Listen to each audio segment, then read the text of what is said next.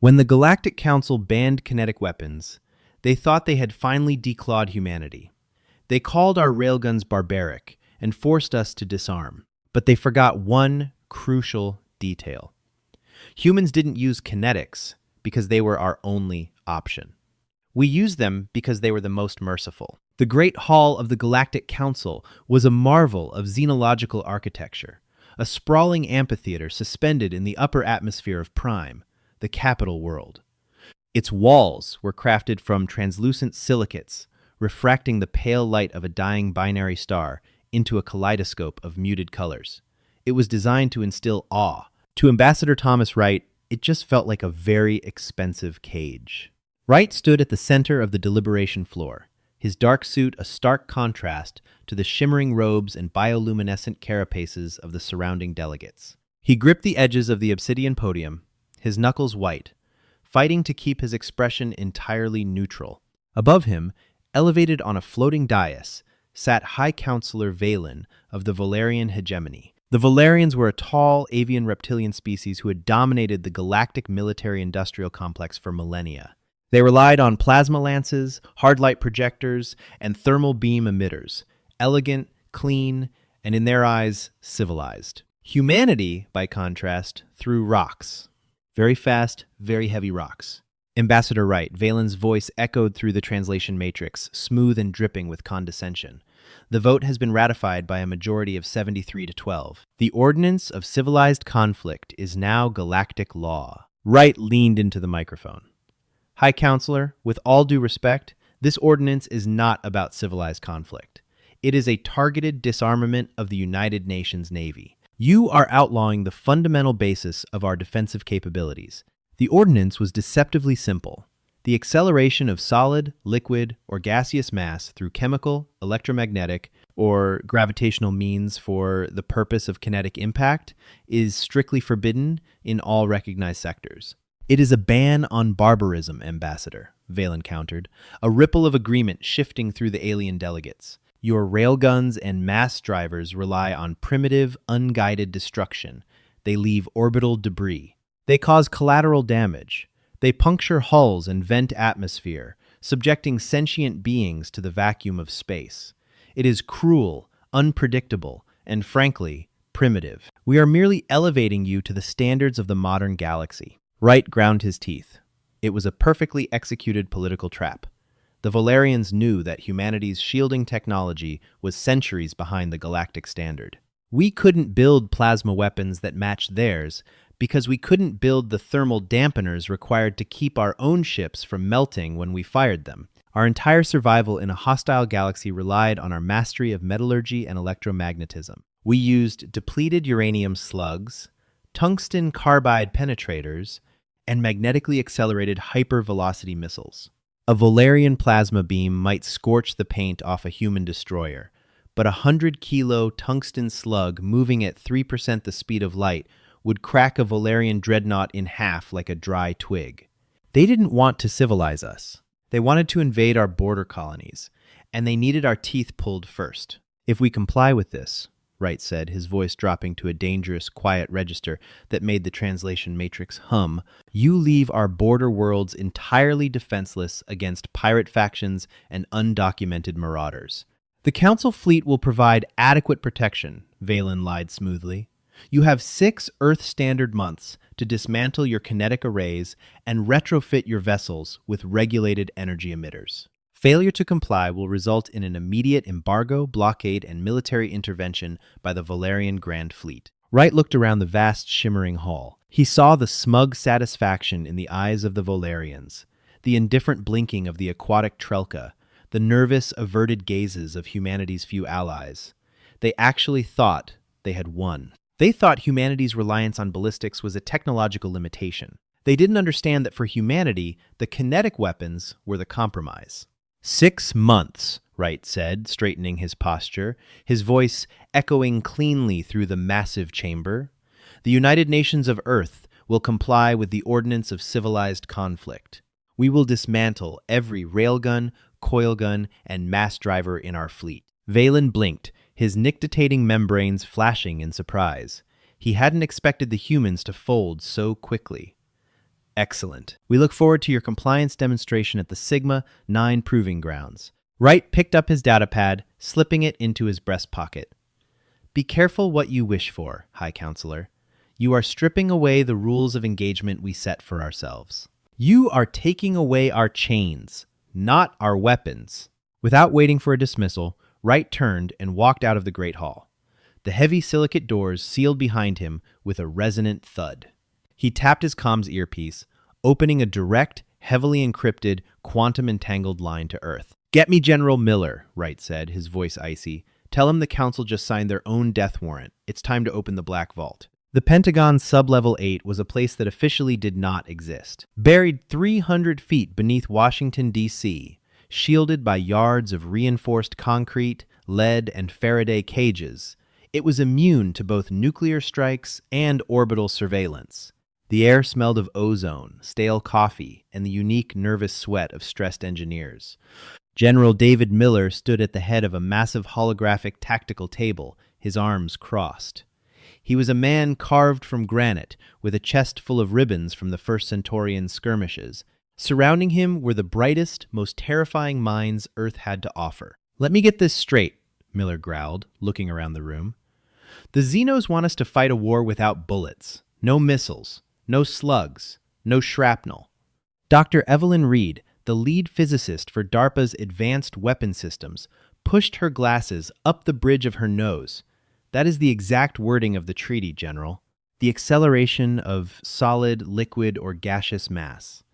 They've outlawed the physical transfer of kinetic energy." To her left sat Thomas Peterson, the CEO of Lockheed Martin Space Division, tapping a sleek titanium pen against his tablet. Beside him were top-tier contractors from Raytheon Technologies and Northrop Grumman.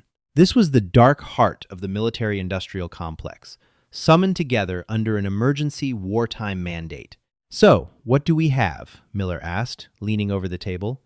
"They want energy weapons, lasers, plasma. Can we retrofit the fleet in 6 months with something that can punch through a Volarian deflector shield?" Peterson sighed, shaking his head. "No. Volarian shields are specifically designed to disperse localized thermal energy. A standard plasma lance or high-intensity laser just splashes against their shields like water against a windshield. To build a laser powerful enough to overwhelm their thermal dissipation, the power generator would be the size of a small moon. That's why we stuck to kinetic penetrators. A tungsten rod moving at 0.03 C doesn't care about thermal dispersion. It relies on raw, brute force momentum to shatter the shield matrix." "Then we're dead in the water," Miller said bluntly. "Not exactly," Dr. Reed chimed in, her eyes gleaming with a dangerous, almost predatory light. She tapped a few commands into her console, and the holographic table shifted. The schematic of a standard human destroyer faded away, replaced by something entirely different. It looked like a massive cylindrical cannon, but there was no barrel, only a series of complex, interlocking magnetic rings, leading to a bulbous, heavily shielded reactor. "When humanity first stepped out into the stars," Reed began, her voice steady, "we encountered species that had been spacefaring for millennia. We knew we were outgunned. So, DARPA initiated Project Shiva. It was a contingency plan, a weapon of last resort." Peterson's eyes widened, recognizing the file name.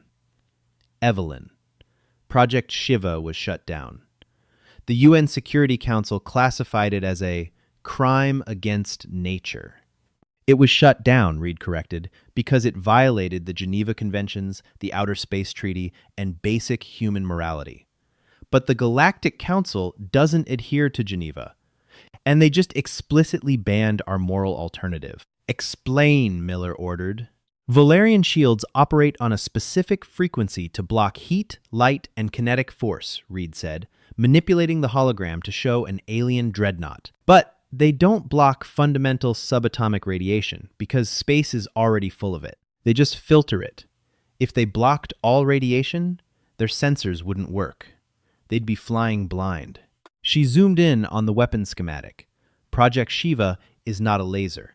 It is a directed phase-shifted gamma ray and neutron cascade projector. Specifically, it utilizes a stabilized microsingularity, a localized Hawking radiation engine, to fire a concentrated beam of high-velocity neutrons and gamma radiation.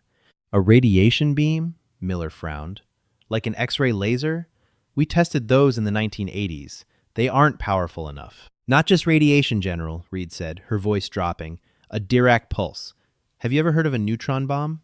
Of course. Cold War relic. High radiation, low blast radius.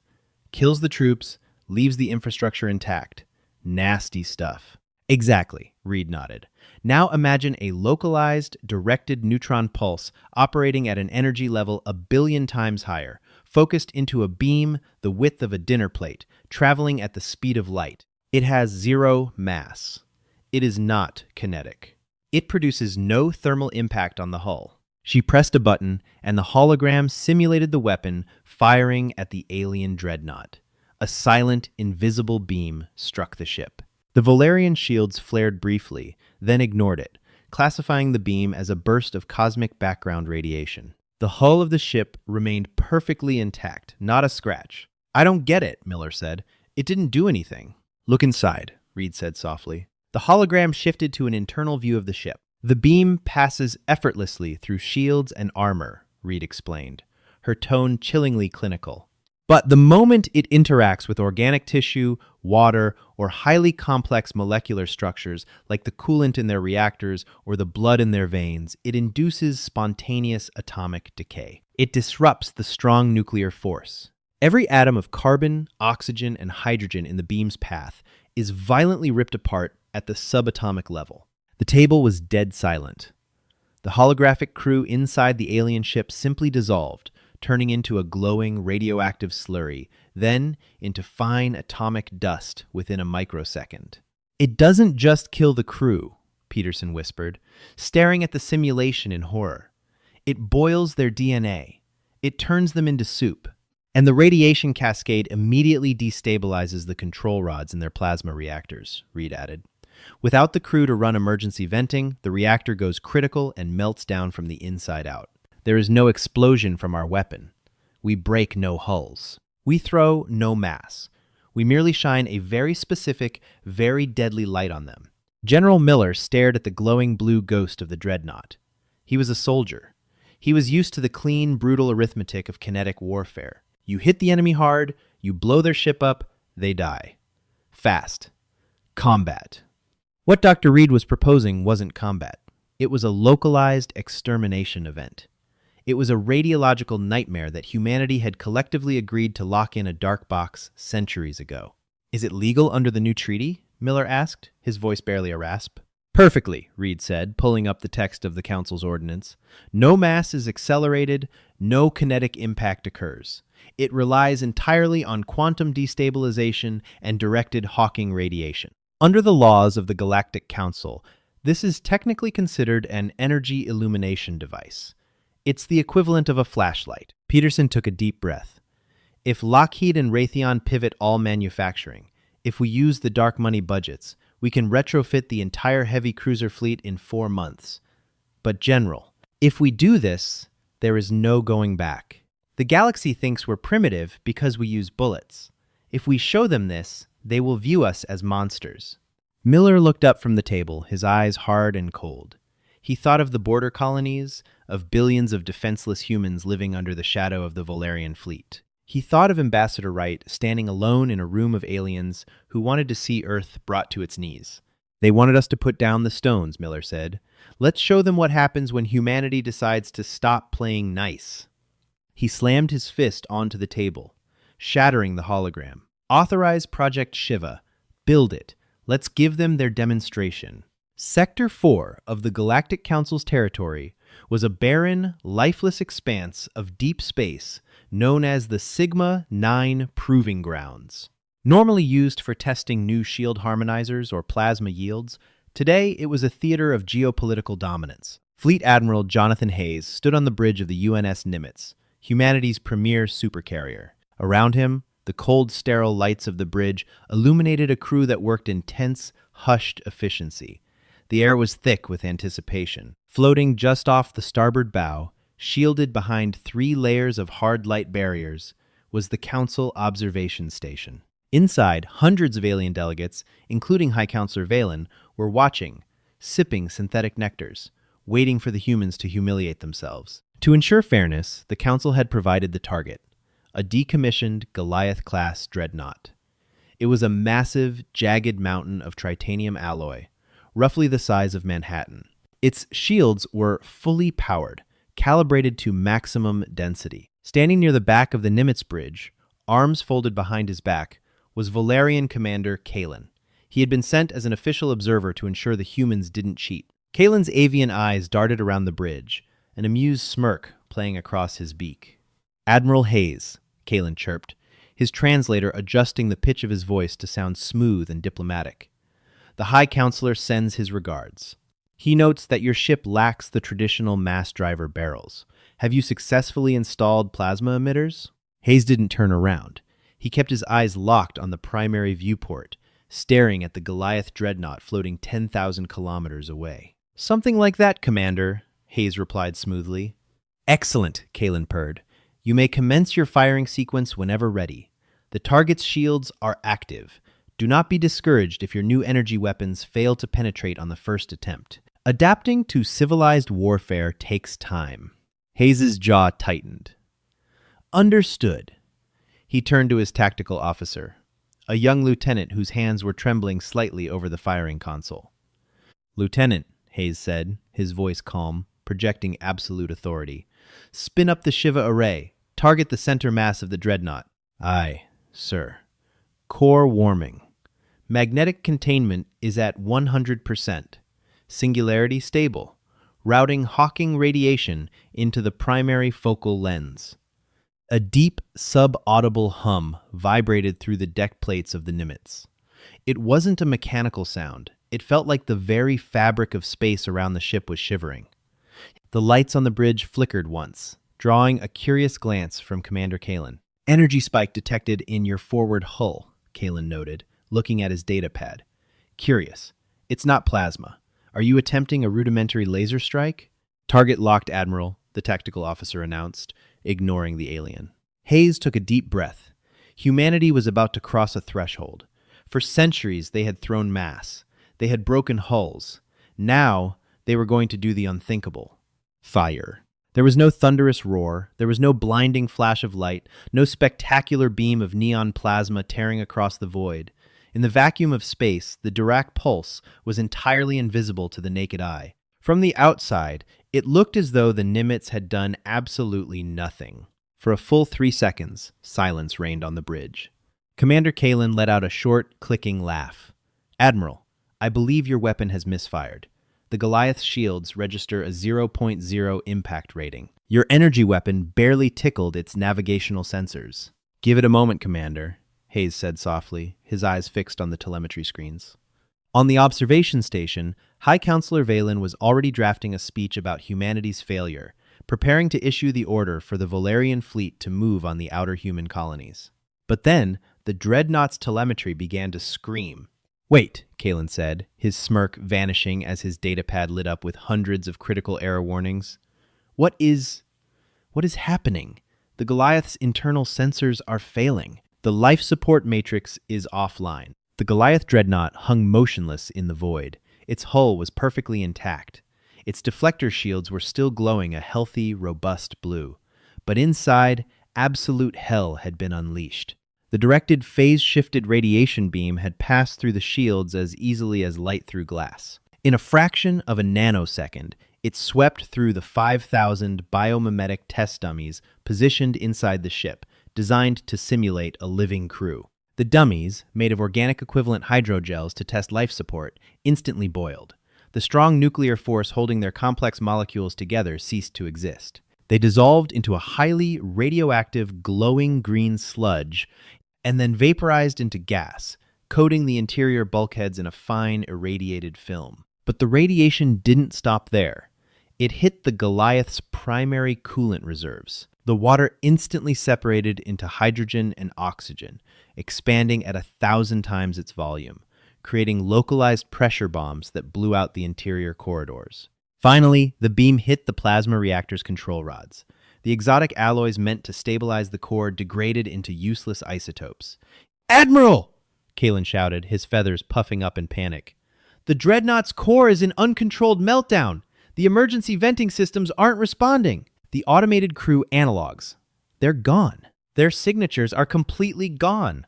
What did you do? "We illuminated them, Commander," Hayes said coldly. In the viewport, the Goliath Dreadnought finally reacted. Because the hull was perfectly intact, the pressure from the melting reactor had nowhere to go. The massive ship began to bulge, the titanium alloy groaning and stretching under impossible internal heat.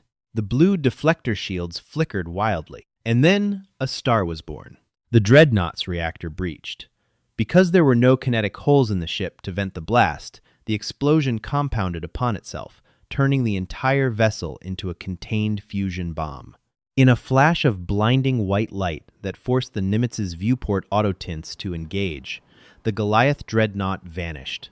There was no debris left, no chunks of metal, just a rapidly expanding sphere of superheated plasma and irradiated dust. The shockwave hit the Nimitz, rattling the heavy cruiser, while the observation station's shields flared violently to deflect the sheer output of thermal energy.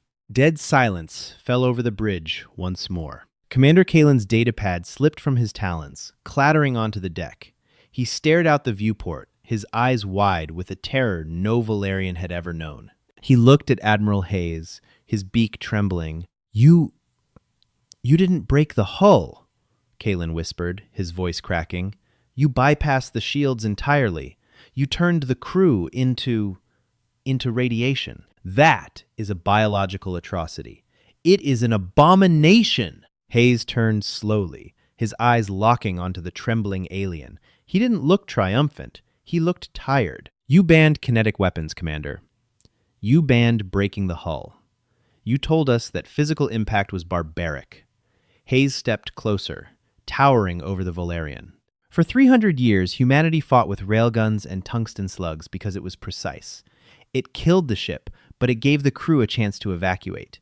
It was warfare with rules. Hayes pointed out the viewport at the swirling cloud of atomic ash. "We didn't want to build this. We knew the physics, but we kept it locked away because we considered it a crime against existence. But you forced our hand. You took away our clean war." Hayes's voice was a low, terrifying rumble. "Go back to your High Counselor, Kalen. Tell him the United Nations Navy is now fully compliant with the Ordinance of Civilized Conflict. And tell him that if a single Valerian ship crosses into human territory, we won't throw rocks at them anymore. We will simply erase them." The footage of the Goliath Dreadnought dissolving into a miniature sun played on an endless, terrifying loop in the center of the Great Hall on Prime. The once proud Galactic Council chamber was in a state of absolute, unmitigated pandemonium. The iridescent robes of the delegates were ruffled. Their bioluminescence flashed in erratic, chaotic patterns, indicative of deep biological panic.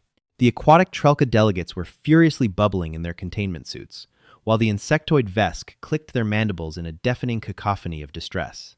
High Counselor Valen stood at his floating podium, his feathers completely flattened against his body, a physiological response to extreme predatory threat. He slammed his ceremonial gavel against the obsidian console, the sound cracking like a whip over the terrified murmurs. "Order!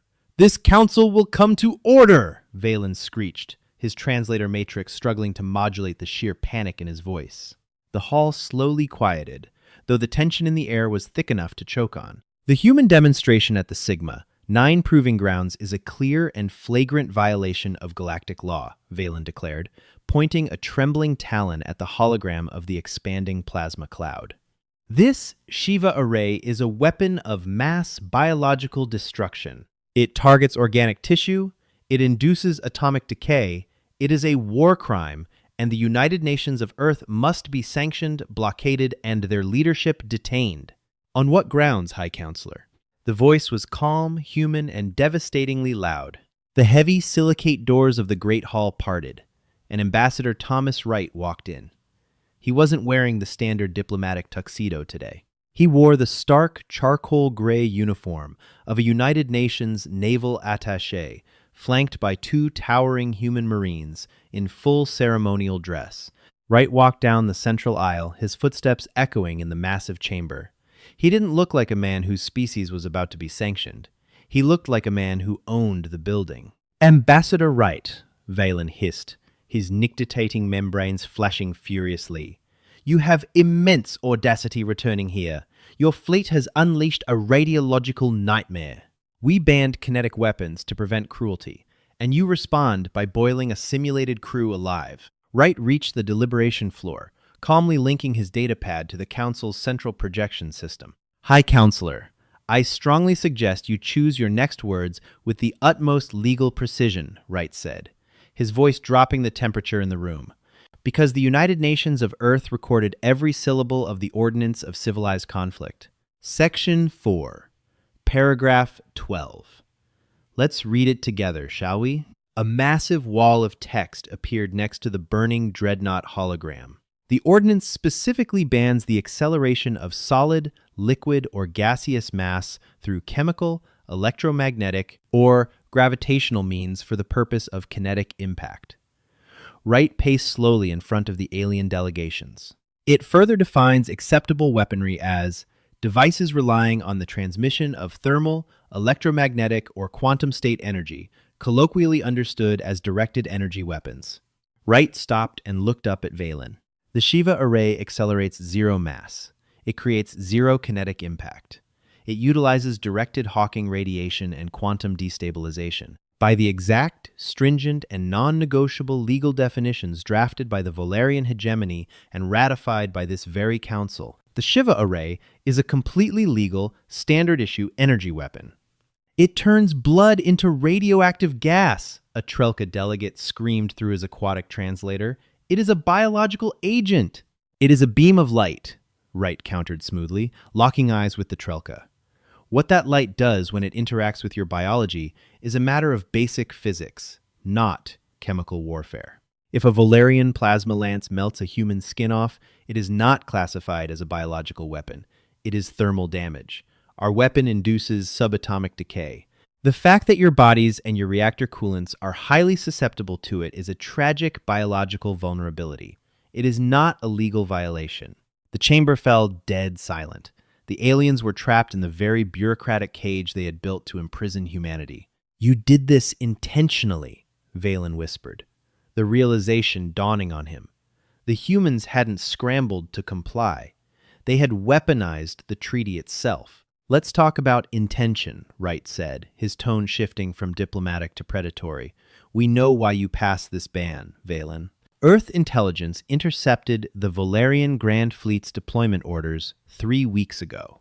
You weren't trying to civilize us. You were trying to disarm our border defenses so your fleet could annex the Orion Spur without taking heavy casualties from our mass drivers.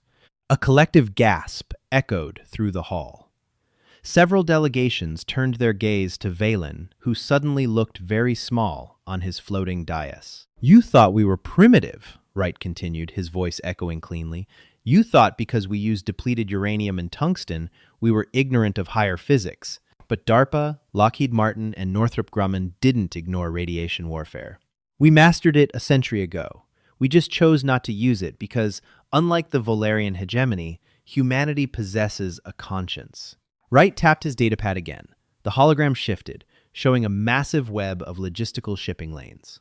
The demonstration at Sigma 9 was just the prototype. Wright lied effortlessly. The bluff was necessary. As of 0800 hours this morning, General Dynamics and BAE Systems have mass-produced the Shiva array. Our entire 7th Fleet has been retrofitted. But more importantly, our Skunk Works division has patented the only known countermeasure, high-density, biomimetic lead-bismuth shielding matrices. Valen's eyes widened. Shielding? Yes, Wright smiled, a cold, terrifying expression. Your standard thermal shields actually make the Shiva pulse worse. Your shields trap the radiation inside your hulls, cooking you faster. The only way to survive a Dirac pulse is with our proprietary shielding. Wright leaned against the obsidian podium. And seeing as the galaxy is now a much more dangerous place, the United Nations is willing to lease this shielding technology to any council world that formally recognizes human sovereignty over the Orion Spur. and permanently denounces the Valerian hegemony's military monopoly. It was a masterstroke of geopolitical extortion. Earth hadn't just checkmated the Valerians militarily, they had just hijacked the entire galactic defense economy. Valen's beak clattered in blind rage. "This is a coup! This is blackmail! The Valerian Grand Fleet will not be held hostage by apes." He slammed his fist down on the communication array. "Admiral Taylock, execute contingency Epsilon. Target the human homeworld. Let us see how your Shiva array handles a synchronized orbital bombardment of 10,000 plasma dreadnoughts." Wright didn't flinch. He just shook his head. "I told General Miller you'd be a sore loser." The space above the capital world of Prime violently distorted as a massive slipspace rupture tore open the vacuum. For 1,000 years, the Valerian Grand Fleet had been the undisputed masters of the stars. 10,000 sleek silver warships, bristling with thermal emitters and hard light shields, hung in geostationary orbit. They were a force of pure, elegant destruction, moving in perfect, synchronized formation. Admiral Taylock, a veteran of 100 campaigns, stood on the bridge of his flagship, the Sunbreaker. When the order came from High Counselor Valen, he felt a surge of pride. Finally, an excuse to wipe the arrogant humans from the galactic map. "Spin up the plasma lances," Taylock ordered, his voice echoing across the fleet's tactical net. "Set coordinates for the Sol system. We will burn their blue world to a cinder." But before the Sunbreaker could align its navigational drives, a second, infinitely more violent slipspace rupture tore the fabric of space just outside Prime's gravity well. It wasn't a sleek alien dreadnought that emerged. It was the UNS Nimitz, followed by the entirety of the United Nations 7th Fleet. Human ships were not elegant. They were brutal, utilitarian slabs of heavy armor, built like floating anvils. They were dark, jagged, and heavily scarred from years of asteroid impacts and pirate skirmishes. But today, their massive, empty mass driver barrels had been replaced by the bulbous, glowing rings of the Shiva arrays. "Admiral Taylock." A voice crackled over the open, unencrypted galactic comms. It was Fleet Admiral Jonathan Hayes. "This is the United Nations Navy. You are ordered to power down your weapons and stand by for boarding. Failure to comply will result in your immediate illumination." Taylock sneered. "A bold bluff, human. You have 50 ships. I have 10,000. Even if your cursed radiation weapon destroys my flagship, the rest of my fleet will turn your primitive metal boxes into slag. All ships, lock plasma lances on the human fleet. Fire at will." Space erupted into a blinding grid of neon blue thermal energy. Thousands of high-yield plasma beams lashed out across the void, striking the human ships. On the bridge of the Nimitz, the alarms blared, but Admiral Hayes stood perfectly still. "Ablative armor holding, sir," the tactical officer reported, sweat beading on his forehead. "The new heat sinks from Lockheed are doing their job. Outer hull temperature is critical, but internal bulkheads are stable. We can only take this for about 4 minutes." "That's 3 minutes more than we need," Hayes replied. "They think we only brought a sniper rifle. Let's show them a shotgun. Lieutenant, link the fleet's targeting computers. Wide dispersion pattern. Dial the Shiva reactors down to 4% yield. I want a non-lethal, sustained burst. 4% I. Linking fleet arrays. Wide beam aperture set. Fire." 50 human warships engaged their Shiva arrays simultaneously. Because it was dialed down to 4%, the Dirac pulse wasn't strong enough to instantly dissolve complex organic molecules. It wasn't going to turn the Valerian crews to glowing sludge. But it was more than enough to achieve DARPA's secondary objective. The invisible wave of phased gamma and neutron radiation washed over the 10,000 ships of the Valerian Grand Fleet. It passed through their thermal shields as if they didn't exist. Aboard the Sunbreaker, Admiral Taylock watched in horror as his bridge consoles sparked and died. "Report!" Taylock screamed, the emergency red lighting kicking on as the primary power grid failed. "Admiral!" the chief engineer choked out, coughing violently. "The reactor! The control rods have completely degraded into inert lead. The plasma core is dead! Secondary backups are failing! The radiation swept right through the ship. What about weapons? Offline. Navigational thrusters. Offline. Life support is. Life support is running on auxiliary batteries. We have maybe 2 hours of breathable air. The engineer looked up, his eyes bloodshot, a mild nosebleed starting to run down his beak. Sir, the crew is experiencing nausea, dizziness, and spontaneous hemorrhaging. Acute radiation sickness. We're dead in the water. Across the orbit of Prime, the pride of the Valerian hegemony went completely dark. 10,000 ships, rendered entirely useless in a matter of seconds. No hulls were broken, no ships exploded. It was a silent, bloodless decapitation of the largest military force in the galaxy. On the bridge of the Nimitz, Hayes watched the telemetry screens turn gray as the alien energy signatures vanished one by one. Enemy fleet is completely disabled, Admiral, the tactical officer breathed out, awe and terror mixed in his voice. They are adrift. Open a channel to the surface, Hayes commanded. Patch me through to the Great Hall. A moment later, the terrified face of High Counselor Valen appeared on the main screen. He looked up at the sky, knowing his invincible fleet had just been swatted like insects. High Counselor, Hayes said, his voice completely devoid of triumph, carrying only the heavy, exhausted weight of a soldier who had done what was necessary. Your fleet is currently drifting in orbit. Their reactors are dead. Their crews are suffering from mild, non-lethal radiation poisoning. If you dispatch medical shuttles now, they will survive. Valen opened his beak, but no words came out. You called us barbarians, Hayes continued. You tried to force us into a corner, hoping we would expose our throats. But humanity learned a long time ago that true power isn't about how big of an explosion you can make. It's about control. We used kinetic weapons because they gave our enemies a chance to surrender. They were a courtesy. Hayes leaned closer to the screen. The courtesy is gone. Earth is now the sole proprietor of radiation warfare defense. We will be drafting a new treaty. You will sign it. And you will never, ever dictate the terms of our survival to us again. Hayes, out. The communication cut. Down in the Great Hall, Ambassador Thomas Wright adjusted the cuffs of his uniform. The alien delegates around him were absolutely silent. Some were trembling. The Valerian hegemony was over. A new apex predator had just claimed the galaxy, and they hadn't fired a single bullet to do it. Wright picked up his datapad, gave a polite, chilling nod to the stunned delegates, and walked out of the hall. He tapped his comms earpiece. General Miller? It's Wright. You can tell Lockheed to start shipping the biomimetic shields. We've got a lot of new customers. Humanity had been forced to put down its stones. In return, they had brought the darkness. Humanity proved that true terror isn't found in the boom of a cannon, but in the silent, invisible light of survival. When pushed to the edge, we didn't just rewrite the rules of war, we monopolized them. Did this sci-fi HFY drama keep you on the edge of your seat? If you loved this deep dive into galactic politics, corporate strategy, and human ingenuity, hit that like button, share this story with your friends, and subscribe for more epic HFY tales. Hi, my name is Tran Trong, the owner and manager of Palace Truths.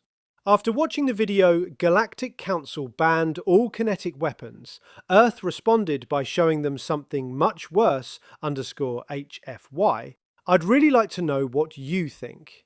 How did this story make you feel?